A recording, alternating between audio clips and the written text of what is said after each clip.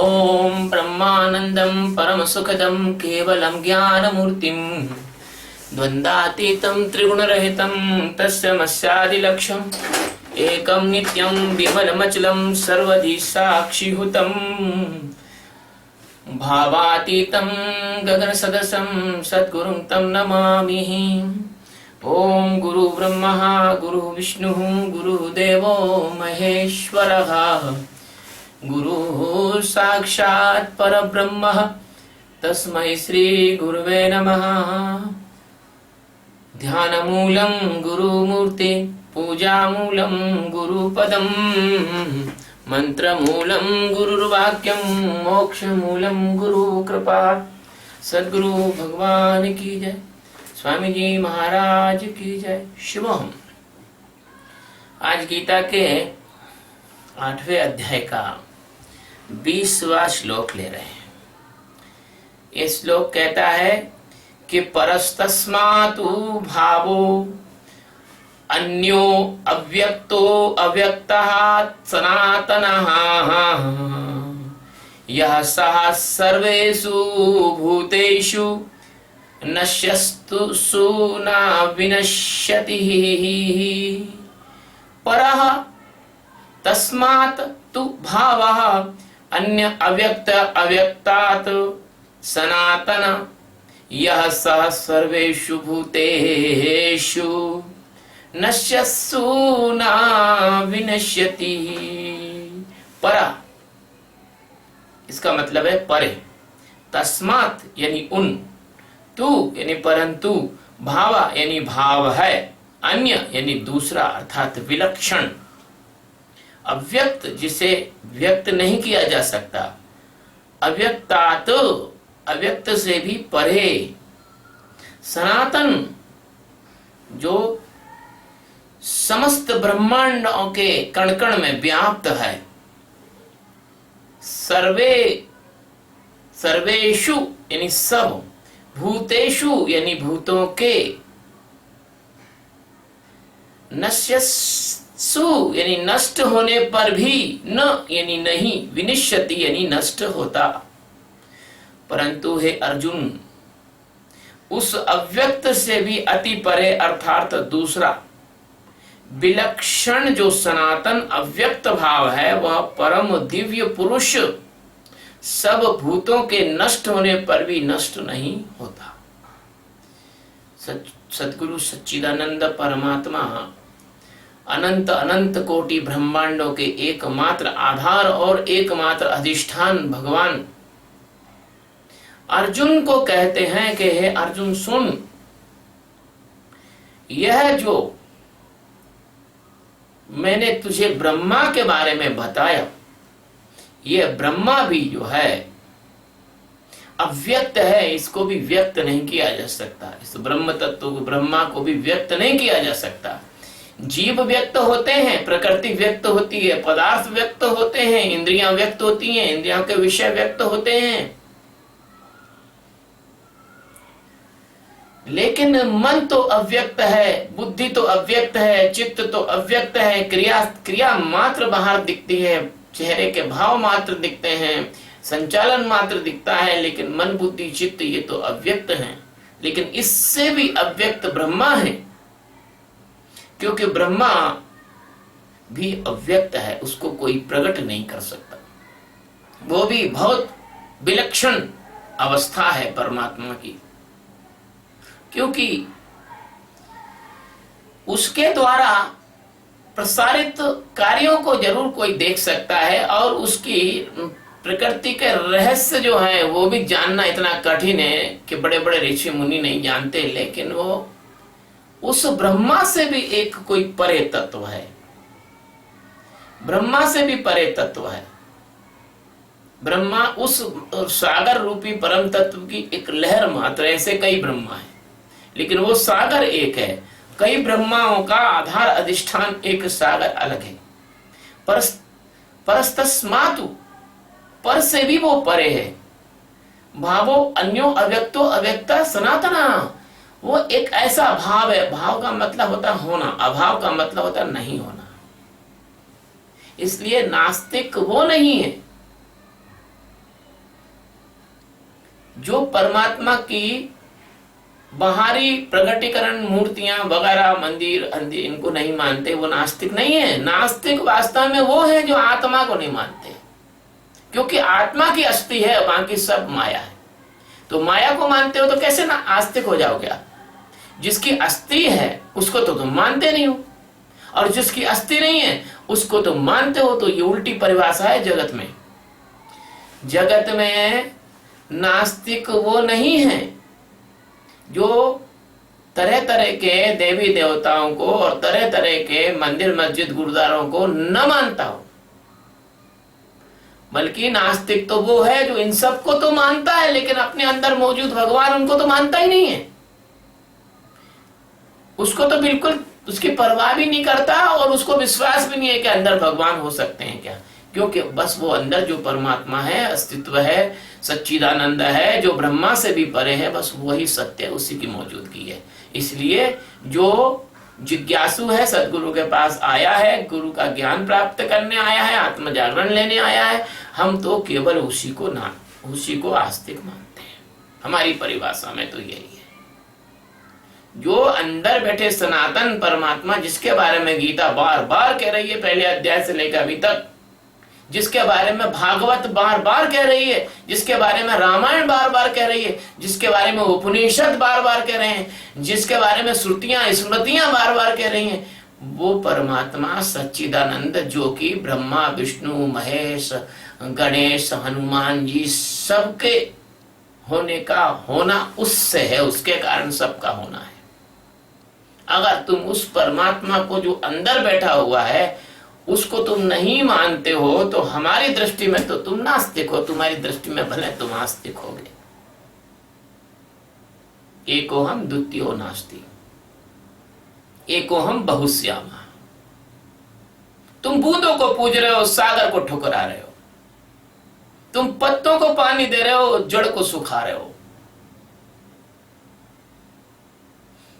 तुम माता की पूजा, अपनी घर की माँ की पूजा नहीं कर रहे हो, देवी मंदिर में जाके देवी की पूजा कर रहे हो, अपनी माँ को गाली दे रहे हो, तुम अपनी पत्नी में देवी नहीं देख रहे हो, तुम अन्य दूसरे की पत्नियों और दूसरे की बहनों को जो है वो ज्यादा श्रेष्ठ समझ रहे हो।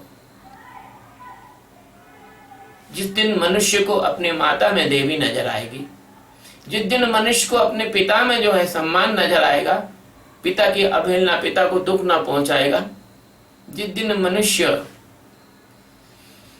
जड़ से चेतन को महत्व देगा, हम समझेंगे कि उस दिन पृथ्वी पर धर्म का प्रारंभ हो रहा है। धर्म का प्रारंभ प्रेम और सेवा और सम्मान से, धर्म का प्रारंभ यहां से होता है।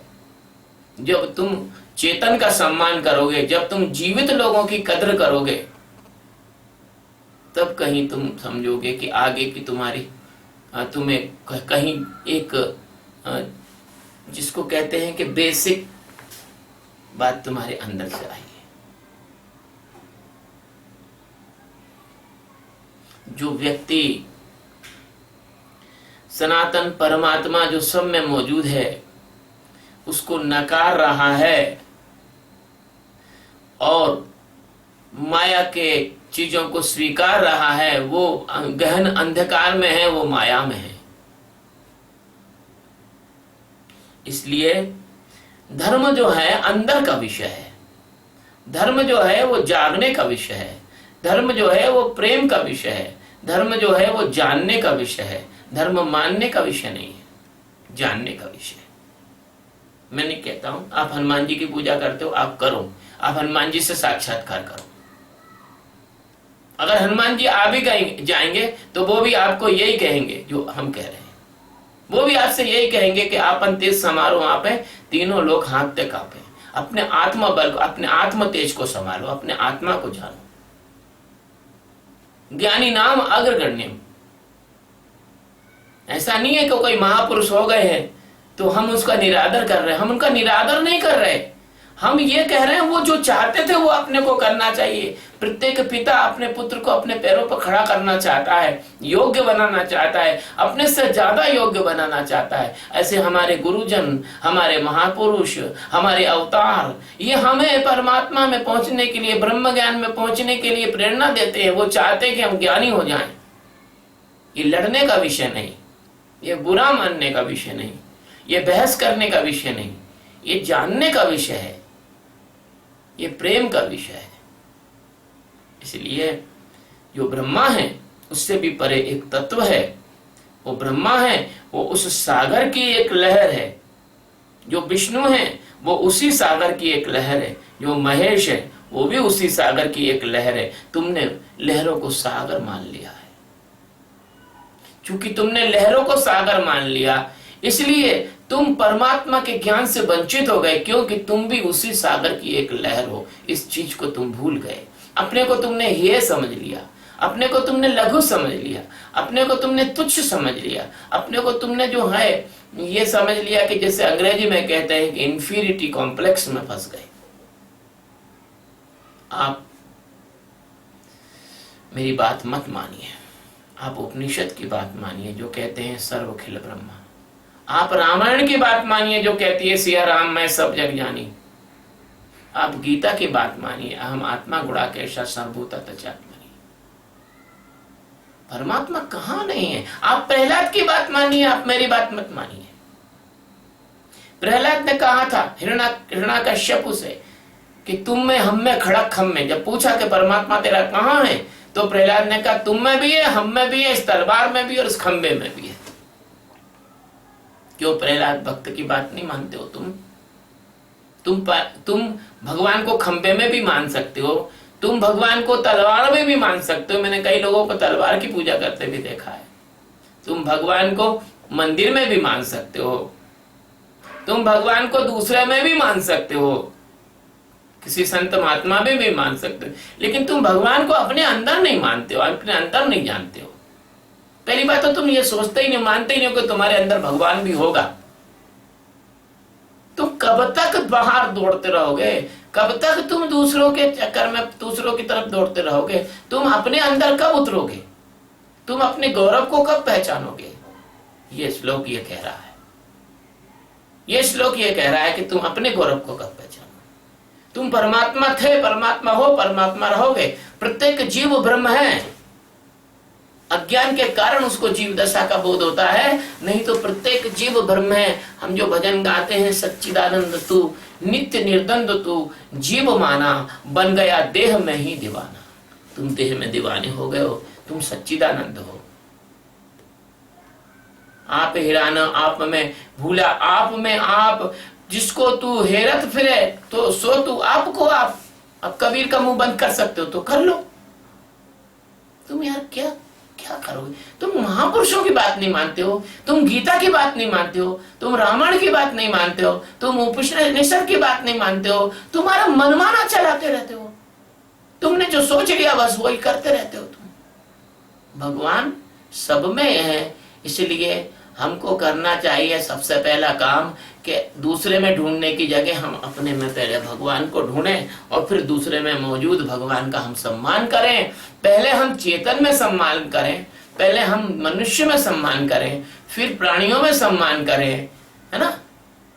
अभी पेटा वाले काम करते हैं, पेटा वाले वो पशु पक्षियों की रक्षा उनके लिए बेचारे काम करते हैं, पूरी मेहनत करते हैं। लेकिन अगर पेटा वालों को पता लग जाए कि भगवान सब में है और गुरु महाराज ये बता रहे हैं और मेरे साथ जुड़ जाएं, तो हम कहेंगे कि सबसे पहले तुम खुद अपने अंदर भगवान को देखो, फिर हिरण में, तोता में, गाय में, फिर वो उसमें दिखेगा तुम्हें। और जब तुम्हें हिरण में, तोता में, गाय में भगवान दिखेगा तो तुम हिरण का शिकार नहीं कर सकते हो, तुम तोते का मतलब पक्षी का शिकार नहीं कर सकते हो, तुम भगवान को तीर नहीं मार सकते हो, भगवान को गोली नहीं मार सकते हो, यदि तुम भगवान के प्रेमी और भक्त हो तो। अगर इस दृष्टि से तुम जियोगे तो ये संसार बदल सकता है। और अगर तुम भिन्नता से जियोगे तो भिन्नता में उपद्रव है और एकता में शांति है और प्रेम है। यदि कोई व्यक्ति तुम्हारा मित्र होता है तो तुम उसके बड़े से बड़ा अवगुण भी सहन कर लेते हो, तुम्हें बुराई नहीं लगती। और जब वही व्यक्ति तुमसे मनमुटाव हो जाता है तो तुमको उसकी छोटी छोटी बुराइयां दिखने लग जाती हैं। ऐसे ही तुम ब्रह्म को नहीं जानते हो, सनातन ब्रह्म को नहीं जानते हो, क्योंकि ब्रह्मा तो भी सनातन नहीं है। ब्रह्मा भी सनातन नहीं है। ब्रह्मा की मृत्यु होती है, जिसकी मृत्यु होती है वो सनातन कैसे हो सकता है? इसलिए गोरक्षनाथ जी ने गोरखवाणी में ये बताया है कि कौन कौन मरता है, सबके मरने का बताया उन्होंने, कबीर ने भी कहा है। इसलिए आपकी जो दिव्यता है, आपके अंदर कोई एक ऐसा तत्व है जो ब्रह्मा में भी है और आप में भी है, कुत्ते में भी है, गाय में भी है, हिरण में भी है, बकरी में भी है, पक्षी में भी है, पशु में भी है, चींटी में भी, हाथी में भी है। वही तत्व जो है आपके अंदर मौजूद है। वो तत्व आपको भिन्न लगता है, लेकिन वो तत्व भिन्न ना होकर एक दूसरे से ऐसा जुड़ा हुआ है जैसा कोई कंपोनेंट नहीं, वो एक ही है, यूनिक है वो। जैसे कोई मशीन में पुर्जे होते हैं तो वो तो अलग अलग किए जा सकते हैं, लेकिन अगर मशीन में एक लोहे की लंबी रॉड है तो उसको आप कांटे से अलग कर नहीं कर सकते हो, वो एक यूनिक होती है। लेकिन आप उसको तो काट सकते हो, लेकिन आप आकाश को काट के अलग नहीं कर सकते हो। ऐसे जब आकाश को काट के अलग नहीं कर सकते हो तो आप परमात्मा को भी काट के अलग नहीं कर सकते हो। और जब परमात्मा को काट के आप अलग नहीं कर सकते हो, वही परमात्मा जो ब्रह्मा का बाप है, ब्रह्मा का होना उसके कारण होना है, और तुम्हारा भी होना उसी के कारण होना है। ब्रह्मा मर जाए तो उसमें जान नहीं डाल सकता कोई भी,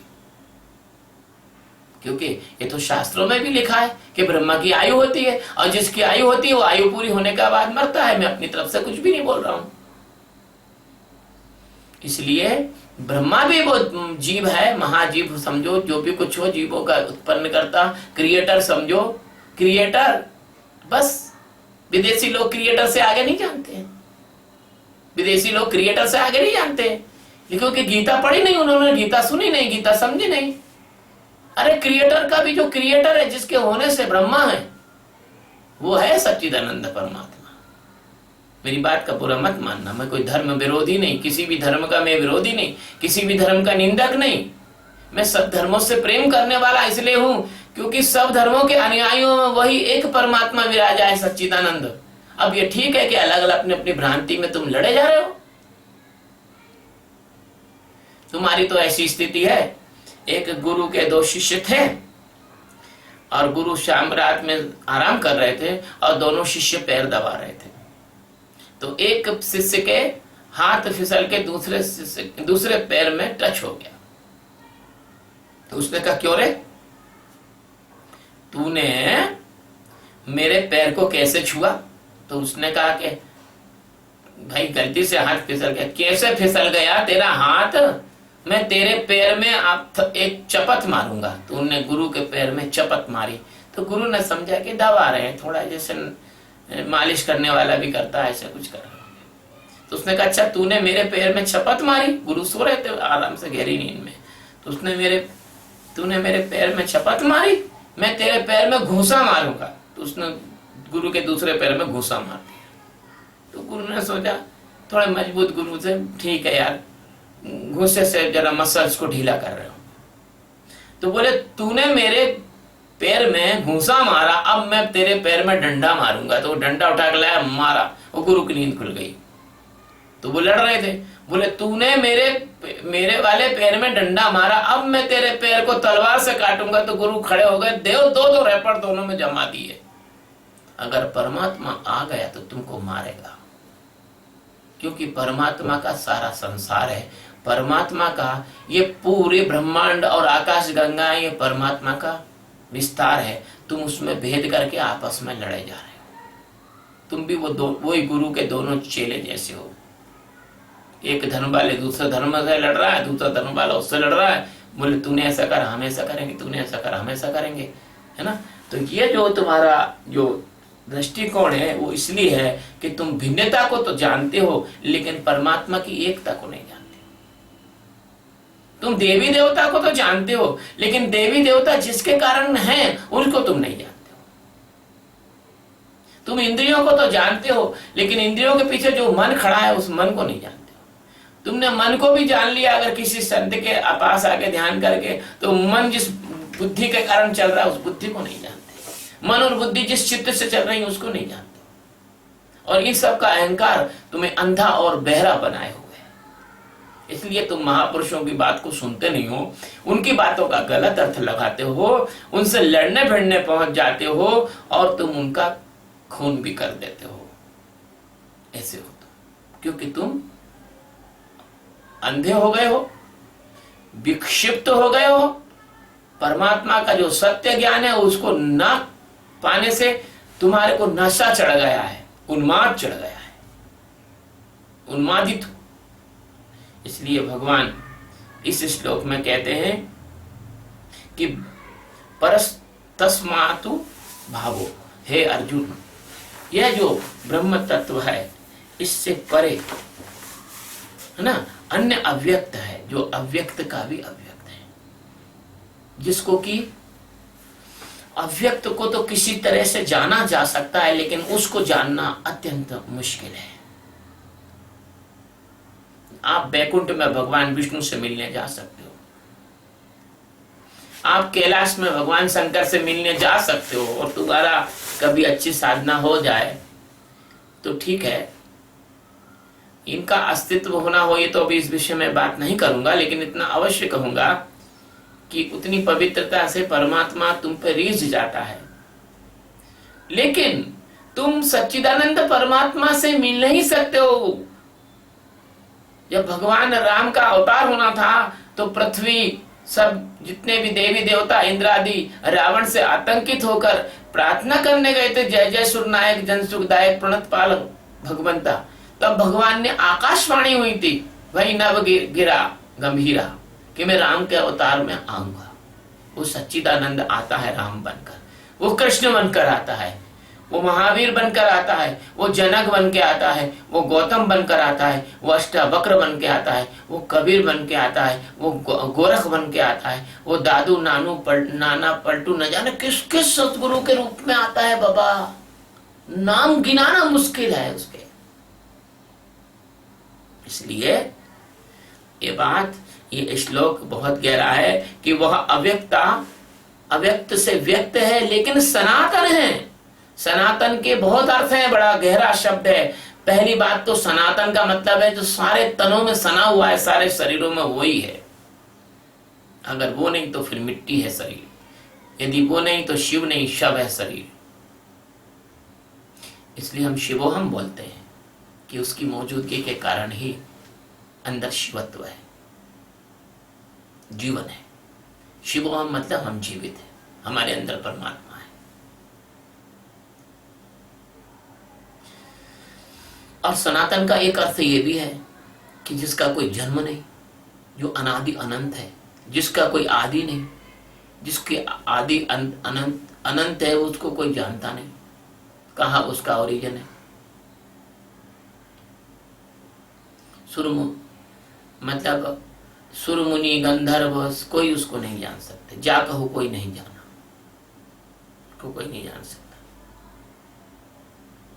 जिसके लिए ऋषि मुनि वर्षों तक कंद मूल फल खाकर, शाकाहारी भोजन कर कर अपने शरीर को इतना पारदर्शी बनाते हैं कि उस भोजन की गुणवत्ता से, उनके शरीर की शुद्धता से उनका शरीर इतना बढ़िया हो जाता है, पावन और पवित्र हो जाता है कि भगवान का साक्षात्कार वो कर सकते हैं।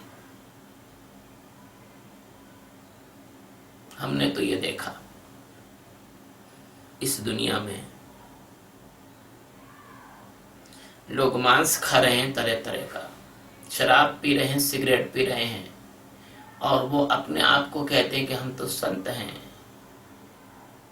हमको तो एनलाइटमेंट हो गया है, हम तो आपकी कुंडली जगा देंगे, हमारी तो कुंडली जग गई है। मुझे बहुत अफसोस से कहना पड़ता है कि उनकी कुंडली नहीं जगी, माया की और कुंडली मार के सांप ने उनको निगल लिया है, भ्रांति के सर्प ने।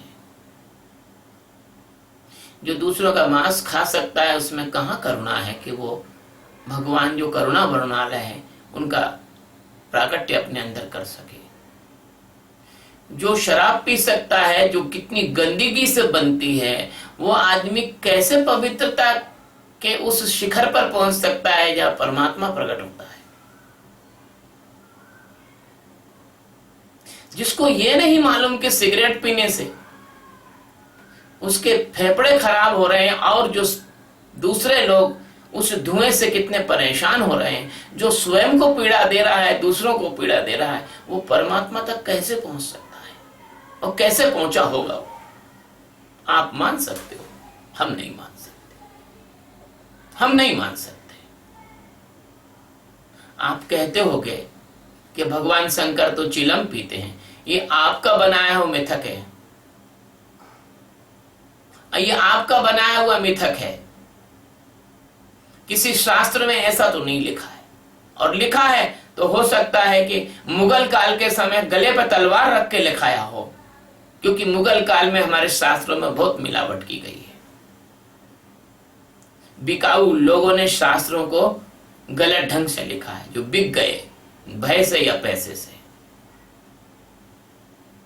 परमात्मा जब इतना करुणामय है तो परमात्मा कि इस करुणा के पैमाने से आप देखो। इसलिए जो अव्यक्त से व्यक्त है और सनातन है, सनातन का मतलब ही है कि सारे तनों में सना हुआ। अगर आप कहो कि परमात्मा वहां ज्यादा है और यहां कम है, तो ऐसा नहीं है। परमात्मा कोई हवा नहीं है, कहीं सघन होगी कहीं विरल होगी।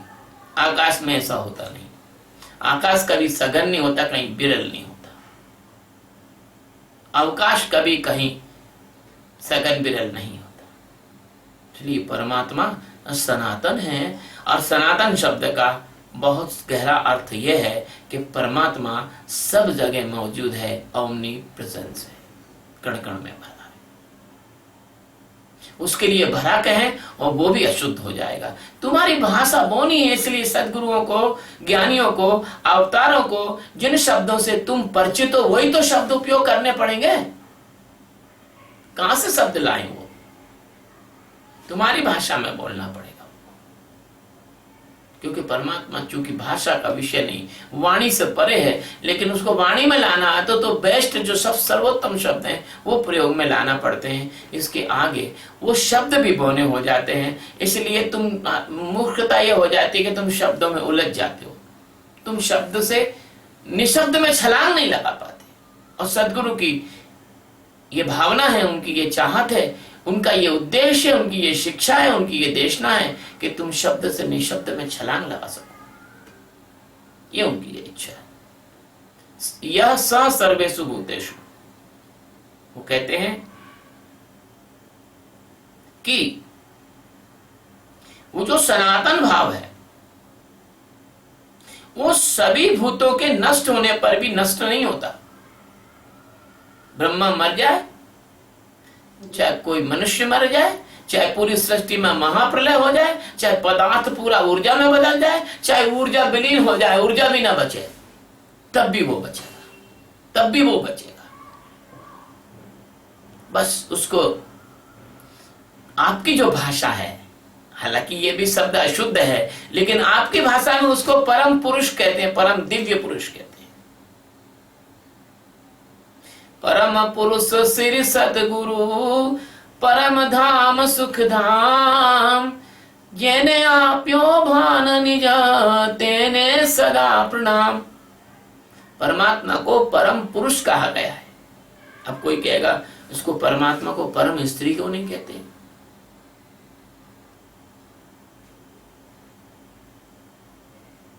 परम स्त्री परमात्मा को क्यों नहीं कहते हैं? तो जाओ पूछो गीता जिसने लिखी हो उनसे कि परम पुरुष क्यों कहते हैं। क्योंकि ये तुम्हारा स्टार्टिंग नहीं हुआ ना अभी ज्ञान के मार्ग में, इसलिए तुम्हारे मन में ये विचार आ सकता है। क्योंकि तुम अभी इस मामले में जानते ही नहीं हो कि पुरुष का अर्थ ही क्या है। पुरुष का मतलब ये नहीं है जो तुम समझ रहे हो। स्त्री पुरुष का जो लिंग भेद है वो नहीं है परम पुरुष।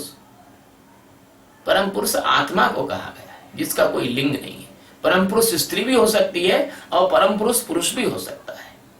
ये तुम्हारी आंख में जो मोतिया बिंदु और जाले हैं, तुम केवल शब्द को पहचान पाते हो, अंदर का कोई ज्ञान नहीं है। मन की बदमाशियों को नहीं पकड़ पाते हो, बुद्धि की चालाकियों में उलझ जाते हो, संसार में मर जाते हो, खड़ जाते हो, और झूठे धर्म के नाम पर एक दूसरे को काट के मार डालते हो। तुमसे क्या अपेक्षा की जाएगी कि तुम परम पुरुष के सही अर्थ को समझ सको?